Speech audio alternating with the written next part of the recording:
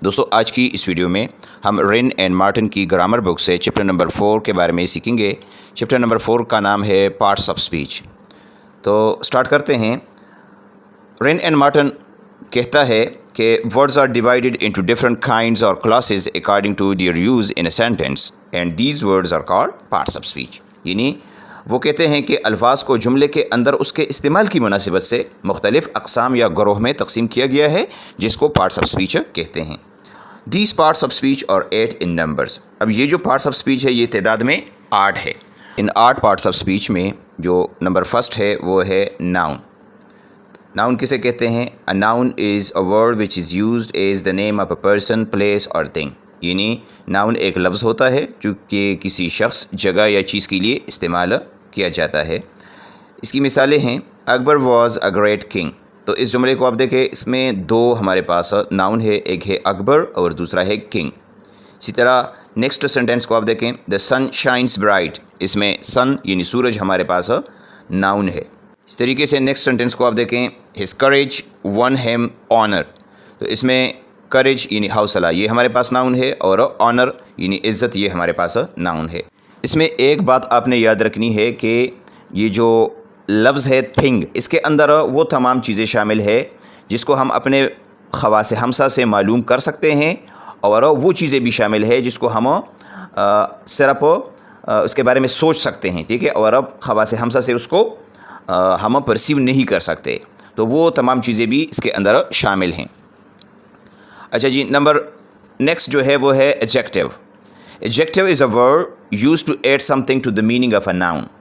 ठीक है, यानी एडजेक्टिव एक ऐसा लफ्ज़ होता है जो कि नाउन के मानी में इजाफ़ा करता है। मसलन he is a brave boy. इसमें आप देखें लफ्ज़ ब्रेव जो है वो हमारे पास एडजेक्टिव है क्योंकि ये हमें इजाफी मालूमात दे रहा है लफ्ज़ बॉय के बारे में। There are 20 boys in this class. ठीक है, तो इसमें 20 और दिस ये हमारे पास एडजेक्टिव है क्योंकि 20 हमें नाउन बॉयज़ के बारे में एक्स्ट्रा मालूमात दे रहा है और इस तरीके से लफ्ज़ दिस जो है ये हमें क्लास के बारे में एक्स्ट्रा मालूमात फ़राहम कर रहा है, लिहाजा ये हमारे पास एडजेक्टिव की मिसाल है। नेक्स्ट जो पार्ट ऑफ स्पीच है वो है pronoun. A pronoun is a word used instead of a noun. यानी प्रोनाउन एक ऐसा लफ्ज़ होता है जिसको हम नाउन की बजाय इस्तेमाल करते हैं। मसलन जॉन इज़ एब्सेंट। जॉन गैर हाज़िर है बिकॉज ही इज़ इल, क्योंकि वो बीमार है। तो इसमें आप देख सकते हैं ही का जो लफ्ज़ है इसको जॉन के लिए इस्तेमाल किया गया है, ये जॉन की जगह पर ही का लफ्ज़ इस्तेमाल किया गया है, लिहाजा ये हमारे पास प्रोनाउन है। इसी तरह द बुक्स और वेयर यू लेफ्ट देम। तो किताबें वहाँ पर है जहाँ पर आपने छोड़ दी थी, तो दिम का लफ्ज़ जो है ये बुक्स के लिए इस्तेमाल किया गया है, लिहाजा ये दिम हमारे पास प्रोनाउन है। नेक्स्ट पार्ट ऑफ स्पीच है verb. A verb is a word used to express an action और स्टेट। यानी वर्ब एक लफ्ज़ होता है जिसको इसलिए इस्तेमाल किया जाता है कि ये हमें एक्शन दिखाए या हमें हालत के बारे में बताएं। मसलन the girl wrote a letter to her cousin. तो इसमें रोट का जो लफ्ज़ है ये हमारे पास वर्ब है क्योंकि ये एक्शन के बारे में हमें बता रहा है। इस तरीके से Kolkata is a big city. तो इसमें इज़ हमारे पास एक वर्ब है क्योंकि ये हमें हालत के बारे में बताता है, स्टेट के बारे में बताता है। इस तरीके से iron and copper are useful metals. तो ये इसमें आर का लफ्ज़ जो है ये हमारे पास वर्ब है क्योंकि ये हमें आयरन और कॉपर की हालत के बारे में बताते हैं। नेक्स्ट पार्ट ऑफ स्पीच है adverb. An adverb is a word used to add something to the meaning of a verb, an adjective और अनदर एडवर्ब। यानी एडवर्ब एक ऐसा लफ्ज़ होता है जो हमें वर्ब के बारे में, एडजेक्टिव के बारे में या किसी दूसरे एडवर्ब के बारे में इजाफी मालूमात देता हो। मसलन ही वर्क द सम क्विकली। इसमें क्विकली का लफ्ज़ हमारे पास एडवर्ब है। क्यों? क्योंकि ये हमें लफ्ज़ वर्क के बारे में इजाफी मालूमात दे रहा है कि ये किस तरह उसने इस काम को किया या इस सवाल को हल किया। नंबर नेक्स्ट है this flower is very beautiful. इसमें वेरी का लफ्ज़ हमारे पास एडवर्ब है। क्यों? क्योंकि ये हमें लफ्ज़ ब्यूटीफुल जो कि ख़ुद एक एडजेक्टिव है इसके बारे में एक्स्ट्रा मालूमात फ़राहम कर रहा है। इस तरीके से she pronounce the word quite correctly. तो इस जुमले में करेक्टली एक एडवर्ब है, लेकिन इसको मज़ीद एक्सप्रेस करने के लिए एक लफ्ज़ का इस्तेमाल किया गया है क्वाइट। तो क्वाइट का लफ्ज़ जो है ये हमारे पास एडवर्ब है क्योंकि ये एक दूसरे एडवर्ब के बारे में हमें एक्स्ट्रा मालूमात फ़राहम कर रहा है। ओके जी, नेक्स्ट पार्ट ऑफ स्पीच है प्रीपोजिशन।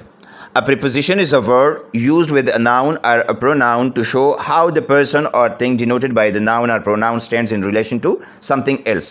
यानी एक प्रीपोजिशन एक ऐसा लफ्ज़ होता है जिसको नाउन और प्रोनाउन के साथ इस्तेमाल किया जाता है ताकि ये दिखा सके कि एक नाउन या प्रोनाउन किसी दूसरी चीज़ की मुनासिबत से कहाँ पर है। ठीक है, मसलन there is a cow in the garden, इसमें इन का लफ्ज़ हमारे पास प्रीपोजिशन है। क्यों? क्योंकि ये हमें काउ और गार्डन के बारे में बताता है कि काउ कहाँ पर है। ठीक है, the girl is fond of music, इसमें ऑफ हमारे पास प्रीपोजिशन है क्योंकि ये हमें इसके बारे में बताता है कि लड़की किस चीज़ की शौकीन है। A fair little girl set under a tree, तो इसमें अंडर हमारे पास प्रीपोजिशन है। ओके जी, नंबर नेक्स्ट जो पार्ट ऑफ स्पीच है वो है कंजंक्शन।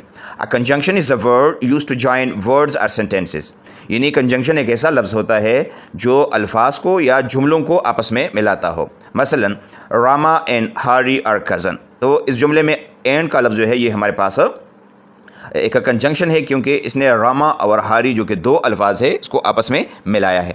इस तरह two and two make four, इसमें भी टू और टू, ठीक है, ये दो अल्फाज है, इन दोनों अल्फाज को मिलाने के लिए एंड का लफ्ज़ इस्तेमाल किया गया है, लिहाजा ये हमारे पास कंजंक्शन है। नेक्स्ट मिसाल को आप देखें, I ran fast but miss the train, तो इसमें दो जुमलों को आपस में इकट्ठा किया गया है लफ्ज़ बट के लिहाज से। आई रैन फास्ट और आई मिस द ट्रेन, इन दोनों जुमलों को एक साथ जोड़ने के लिए लफ्ज़ इस्तेमाल किया गया है बट, इसीलिए ये बट का लफ्ज़ हमारे पास कंजंक्शन है। ओके जी, नंबर लास्ट जो पार्ट ऑफ स्पीच है वो है interjection. An interjection is a word, एक इंटरजेक्शन एक ऐसा लफ्ज़ होता है विच एक्सप्रेसेस, जो कि बयान करता है सम सडन फीलिंग्स, अचानक या मजबूत एहसासात को। मसलन hurrah we have won the game, इस जुमले में हुर्रा हमारे पास एक इंटरजेक्शन है क्योंकि ये सडन फीलिंग्स के बारे में हमें बताता है। इस तरीके से एलॉस शी इज़ डेड, इसमें एलॉस का लफ्ज़ जो है ये हमारे पास इंटरजेक्शन की मिसाल है। अच्छा जी, आपने एक और बात याद रखनी है कि बाज़ ग्रामर की बुक्स में डिटर्मिनर्स यानी a an the that these those every each some any my his one two etcetera, इस किस्म के जो अल्फाज है उसको डिटर्मिनर्स कहते हैं। तो इस बुक में यानी रिन एंड मार्टिन की किताब में ये तमाम अल्फाज को उसने एडजेक्टिव के कैटेगरी के अंदर शुमार किया है, माँ सिवाय ए एन और दी को, जिसको उसने आर्टिकल का नाम दिया है। और एक बात आपने और भी याद रखनी है कि ये जो अल्फाज होते हैं इसके बारे में हम तब फैसला करेंगे कि ये नाउन है या प्रोनाउन है, वर्ब है या एडजेक्टिव है, जब हम इसको जुमले के अंदर इस्तेमाल न कर लें। ठीक है, क्योंकि ये जुमले के अंदर इस्तेमाल पर होता है। मसलन इस जुमले को आप देखें, दे अराइव्ड सून आफ्टर, इस जुमले में आफ्टर का लफ्ज़ हमारे पास एडवर्ब है, जबकि दे अराइव्ड आफ्टर अस, इस जुमले के अंदर ये आफ्टर का लफ्ज़ हमारे पास प्रीपोजिशन है। इस तरीके से they arrived after we had left, इसमें आफ्टर का लफ्ज़ जो है वो कंजंक्शन है। ठीक है, तो हम इस तरह नहीं कह सकते कि ये फ़लाना लफ्ज़ ये है और इसके अलावा और कुछ नहीं है, ये इसके इस्तेमाल पर है। जब हम इसको यूज़ करेंगे जुमले के अंदर तब हम ये कहेंगे कि ये वर्ड जो है ये एडवर्ब है, प्रीपोजिशन है या कंजंक्शन है। तो इसको मज़ीद अच्छी तरह समझने के लिए एक एक्सरसाइज है, एक्सरसाइज इन ग्रामर 2 के नाम से। तो मैं चाहता हूँ कि ये आप भी मेरे साथ साथ हल करते जाएं ताकि आपकी अंडरस्टैंडिंग का पता चल सके कि आपने इस इन पार्ट्स ऑफ स्पीच को कहाँ तक सीखा है। तो स्टार्ट करते हैं। एक्सरसाइज में जिस लफ्ज़ के नीचे लाइन खींची गई है आपने वो ये बताना है कि ये वर्ड जो है ये पार्ट ऑफ स्पीच के लिहाज से क्या है, नाउन है, प्रोनाउन है, वर्ब है, एडजेक्टिव है। ठीक है, तो सेंटेंस नंबर फर्स्ट है स्टिल वाटर्स रन डीप, तो इसमें ये स्टिल अंडरलाइन वर्ड है और ये ग्रामर के लिहाज से क्या है, ये है एडजेक्टिव। अब हमने ये बताना है कि ये क्यों एडजेक्टिव है, क्योंकि इसके बाद जो लफ्ज़ है वो है वाटर्स, और वाटर क्या है, वो नाउन है। तो ये नाउन के बारे में हमें एक्स्ट्रा मालूमात दे रहा है ये लफ्ज़, तो इसी वजह से हम ये कह सकते हैं कि स्टिल का वर्ड जो है ये एडजेक्टिव है। Sentence number 2, he still lives in that house. अब यहां पर ये स्टिल जो है ये एडवर्ब के तौर पर काम कर रहा है। क्यों? क्योंकि इसके बाद जो लफ्ज़ है वो है वर्ब, और ये वर्ब के मानी में एक्स्ट्रा मालूमात दे रहा है, यानी he still lives in that house, वो अभी भी उसी घर में रहता है। तो ये एडवर्ब ऑफ टाइम है, यानी ये हमें वर्ब के बारे में एक्स्ट्रा मालूमात दे रहा है, तो लिहाजा ये लफ्ज़ स्टिल ये हमारे पास है एडवर्ब। अच्छा जी, number 3, after the storm comes the calm. तो इसमें ये आफ्टर का लफ्ज़ हमारे पास प्रीपोजिशन है, क्योंकि ये हमें ये पोजीशन बता रहा है कि दो नाउन के दरमियान। अगर इस जुमले को मैं इस तरह लिखूं कि द काम कम्स आफ्टर द स्टॉर्म, तो इसमें आप देखें स्टॉर्म क्या है, ये हमारे पास नाउन है, और इससे पहले जो लफ्ज़ लगा है आफ्टर, ये हमारे पास बनता है प्रीपोजिशन, क्योंकि हमने कहा था कि अ preposition is a word which is used before a noun और प्रोनाउन। तो ये नाउन से पहले इसका इस्तेमाल किया गया है, लिहाजा ये हमारे पास है preposition. Number 4, the after effects of the drug are bad. तो इसमें आप देखें इफेक्ट्स हमारे पास नाउन है, तो आफ्टर का लफ्ज़ एडजेक्टिव हो गया, ठीक है। आफ्टर इफेक्ट्स यानी इसके जो बाद के असरात हैं, बाद के असरात, तो इसी लिहाज से ये आफ्टर का लफ्ज़ हमारे पास है adjective. The up train is late. The up train, up यहां पर बतौर एडजेक्टिव काम कर रहा है, क्योंकि इसके बाद जो लफ्ज़ है वो है नाउन, ठीक है। तो जो लफ्ज़ नाउन के बारे में हमें एक्स्ट्रा मालूमात दे उसको हम कहते हैं एडजेक्टिव, तो अप यहां पर हो गया एडजेक्टिव। इस तरह number 6, it ways about a pound. तो यहां पर वेज क्या है, ये हमारे पास है वर्ब, वजन करना, ये वजन रखता है, ठीक है, तो ये वर्ब है। Number 7, he told us all about the battle. तो इसमें भी आप देखें कि अबाउट का लफ्ज़ जो है ये प्रीपोजिशन है, क्योंकि ये नाउन से पहले इस्तेमाल हुआ है। द बैटल, बैटल हमारे पास क्या है, ये हमारे पास नाउन है, तो लिहाजा अबाउट का लफ्ज़ यहाँ पर प्रीपोजिशन है। Number 8, he was only a yard of me. तो यहाँ पर ऑफ का लफ्ज़ लगाया गया है OFF, और उसके बाद का जो लफ्ज़ है वो है मी। तो मी क्या है, ये प्रोनाउन है, तो प्रोनाउन से जो पहले लफ्ज़ आता है वो क्या हो गया, वो हो गया प्रीपोजिशन, ठीक है। क्योंकि प्रीपोजिशन की तारीफ में हमने पढ़ा था कि अ preposition is a word which is used before a noun और प्रोनाउन, तो ये प्रोनाउन से पहले इस्तेमाल हुआ है, लिहाजा ये प्रीपोजिशन है। Number 9, suddenly one of the wheels came of.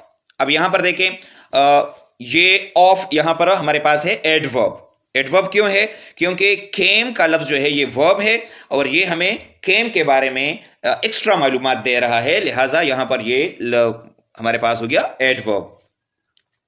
अच्छा जी, number 10, Muslims fast in the month of Ramzan. अब मुसलमान क्या करते हैं, वो रमज़ान के महीने में रोज़े रखते हैं, तो फास्ट का लफ्ज़ क्या है यहाँ पर बतौर वर्ब है, ठीक है, रोज़ा रखना। जबकि नंबर 11 में आप देखें he kept the fast for a week. अब यहाँ पर द फास्ट का लफ्ज़ जो है ये एज अ नाउन इस्तेमाल किया गया है, ठीक है, क्योंकि नाउन से पहले ही हम आर्टिकल लगाते हैं, ए एन और दी जो है ये वर्ब नाउन से पहले लगते हैं। इस तरह नंबर 12 में आप देखें he is on the committee. तो यहां पर ऑन हमारे पास क्या है, प्रीपोजिशन है। क्यों, क्योंकि ये हमें बता रहा है कि वो कहां पर है, दो प्रोनाउन और नाउन के बारे में बता रहा है। अच्छा जी, number 13, let us move on. तो यहां पर आप देखें मूव ऑन, आगे बढ़ो, तो मूव हमारे पास वर्ब है और इसके साथ ऑन का लफ्ज़ इस्तेमाल किया गया है, तो ये हो गया एडवर्ब, क्योंकि ये वर्ब के बारे में हमें एक्स्ट्रा मालूमात दे रहा है, इसके मानी में इजाफा कर रहा है। ओके जी, number 14, sit down and rest a while. यहां पर वाइल का लफ्ज़ क्या है, ये नाउन है। क्यों, क्योंकि इससे पहले ए का लफ्ज़ इस्तेमाल किया गया है, यानी यहां पर इसका मतलब बनता है एक लम्हा, ठीक है, ये किसी चीज का नाम है। अच्छा जी, number 15, I will watch while you sleep. यहां पर वाइल का लफ्ज़ जो है वो कंजंक्शन के तौर पर इस्तेमाल किया गया है, और ये हमें किस तरह पता चला, आई विल वॉच ये अलग जुमला है, यू स्लीप ये अलग जुमला है, ठीक है। तो इसको वाइल के जरिए ज्वाइन किया गया है, कनेक्ट किया गया है, तो लिहाजा ये हमारे पास है conjunction. Number 16, they while away their evenings with books and games. तो यहां पर वाइल का लफ्ज़ जो है ये हमारे पास है वर्ब।